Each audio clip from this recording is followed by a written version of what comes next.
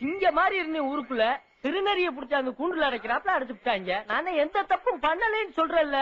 வீடு வாசலுக்கு போறது இல்லையா? கேட்டையா சொல்லுங்க உங்க இன்ஸ்பெக்டர். நாங்களும் தான் எந்த தப்பும் பண்ணல. ஆனா எப்பவுமே ஸ்டேஷன்ல இருக்கிறதுல சொல்லுங்க ஏட்டையா.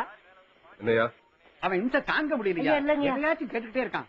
என்னடா ஐயா சத்த கதவை திறந்து விட சொல்லுங்கய்யா. அவன் கையில விழுந்தாச்சு. இதுக்கு எனக்கு எந்த சம்பந்தம் இல்லைன்னு சொல்றேயா. என்னைய விட்டுற சொல்லுங்கய்யா. வீட்டுக்கு போனாதான் உன் பொண்டாட்டி டார்ச்சர் பண்ணுவாள, அப்புறம் என்ன இங்கே இருந்துரு. ஐயா அடி தாங்க முடியலைங்கய்யா. நான் அவர்னா நினைச்சு அடிக்கிறாரியா. நேத்து என்னமோ அவர் வீட்டு குழாயில தண்ணி வராம போச்சாமியா, அதுக்கு நீ போட்டு அடிக்கிறாரியா. நீங்க கொஞ்சம் சொல்லுங்கய்யா. என்னையா அடிச்சீங்களா? இல்லையா, சும்மா விசாரிச்சோம். விசாரிச்சாங்களா? விசாரிச்சதே இப்படியா? இவனை விட்டுறீங்க. ஊருக்கு எங்கேயும் போயிட கூடாது. எப்ப கூப்பிட்டாலும் இங்க வந்து நிக்கணும். என்ன புரியுதா? ரொம்ப டாய்ச்சியா. சும்மா யாரையும் புடிச்சு போட முடியாது. ரூல்ஸ் தெரியும்ல. Only fingers. ஹலோ,